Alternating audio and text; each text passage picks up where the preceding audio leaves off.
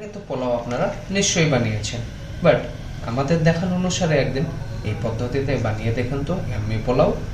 এর টেস্টে কিন্তু বেশ দারুণ আসে আর খেতেও অসাধারণ হয়ে থাকে। আজকে আমাদের রেসিপি চিকেন পোলাও।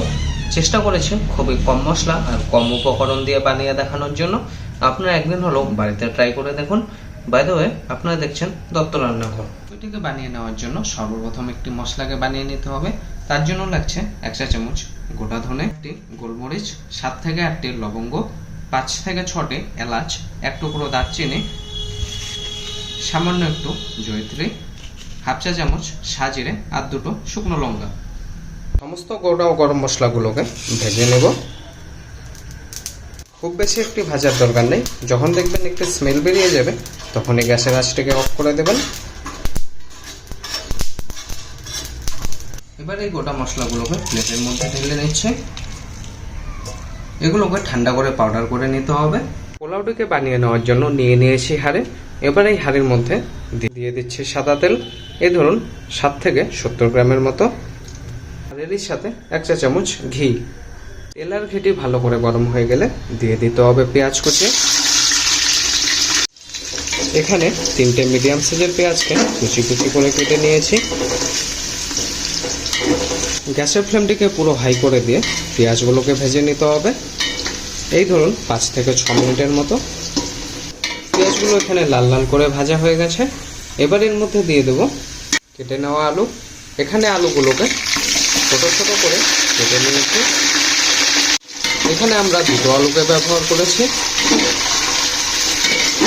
আলুগুলো ভাজা হয়ে গেছে। এবার এর মধ্যে দিয়ে দেব চিকেনগুলোকে একটু ছোট সাইজ করে কেটে নিয়েছি।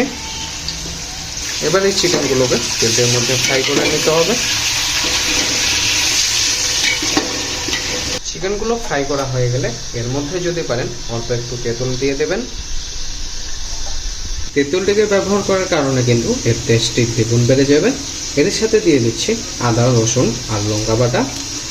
এখানে আদা আর রসুনের পরিমাণটা ইকুয়ালি রাখবেন আর লঙ্কাটা ঝাল বুঝে ব্যবহার করবেন। একবার ভালো করে মিশিয়ে নেব। কাঁচা মশলার কাঁচা সেন্টগুলো চলে গেলে এবার এর মধ্যে দিয়ে দিতে হবে টক দই। এখানে 30 গ্রাম টক দই ব্যবহার করছি। দইটিকে ব্যবহার করার সময় গ্যাসের ফ্লেমটিকে অবশ্যই লো রাখবেন, নয়তো দইটি ফেটে যাওয়ার একটি সম্ভাবনা থেকে থাকে। এবার গ্যাসের ফ্লেমটিকে লো রাখা অবস্থাতেই দইটিকে ভালো করে মিশিয়ে নিতে হবে চিকেনগুলোর সাথে। দইটিকে মেশানো হয়ে গেলে গ্যাসের ফ্লেমটিকে হাই করে দিন।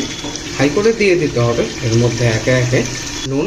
এখানে একটু নুনের পরিমাণটি বেশি রাখবেন, তাহলে কিন্তু জলটির সাথে নুনটি অ্যাডজাস্ট হয়ে যাবে। 2টি মিডিয়াম সাইজের টমেটোগুলোকে 1/6 করে কেটে নিয়েছি। এর সাথে বানিয়ে নেওয়া সেই গুঁড়ো মশলাটি। এখানে কিন্তু আর কোনো রকম গুঁড়ো মশলার প্রয়োজন হবে না। এবার এগুলোকে ভালো করে মিশিয়ে নিতে হবে। মশলাগুলো একবার মেশানো হয়ে গেলে এবার এর মধ্যে দিয়ে দিতে হবে দুধ। এখানে 500 গ্রাম দুধ দিয়ে দিচ্ছি। এবার এই দুধটাকে একবার মিশিয়ে নিতে হবে চিকেনগুলোর সাথে।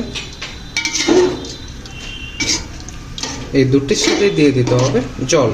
ঠিক কোন পরিমাণে জল ব্যবহার করবেন সেটিও নিশ্চয়ই আপনাদেরকে বলে দেব। দিয়ে দেব জল। আমাদের এখানে চাল রয়েছে 600 গ্রাম, সেক্ষেত্রে জলের প্রয়োজন হবে 1200 গ্রাম। আর এখানে খেয়াল রাখতে হবে দুধ আর জল মিলিয়ে কিন্তু দিয়ে দিতে হবে। দুধ রয়েছে 500 ml আর জল রয়েছে 700 গ্রাম। আপনারা বানানোর সময় এটি নিশ্চয়ই মাথায় রাখবেন, তবেই কিন্তু পোলাওটি একদম ঝরঝরে হবে। জলটিকে দেওয়ার পরে চালগুলোকে দিয়ে দেবেন না, ততক্ষণ পর্যন্ত ওয়েট করুন যতক্ষণ পর্যন্ত না জলটি ভালো করে ফুটে উঠছে। জলটি ভালো করে ফুটে উঠেছে। এবার এর মধ্যে দিয়ে দেব বাসমতি চাল। চালগুলোকে আগেই ভিজিয়ে রেখেছিলাম।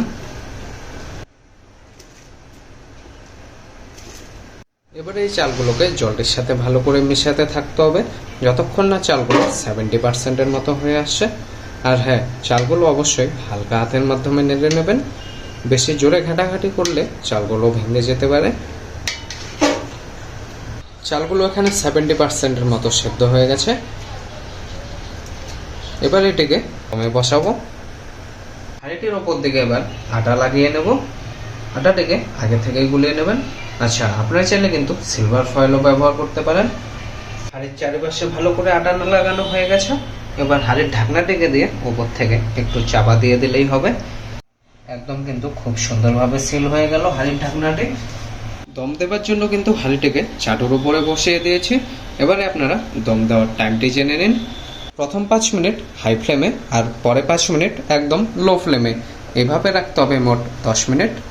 দম দেওয়ার মোট 10 মিনিট হয়ে গেছে। এবারে গ্যাসের ফ্লেমটিকে অফ করে এই গরম চাটুর উপরেই রেখে দিতে হবে 10 মিনিটের জন্য। ফাইনালি পোলাওটি কিন্তু রেডি হয়ে গেছে। এবারে এই পোলাওটিকে আপনাদেরকে কেটেও দেখিয়ে দিচ্ছি।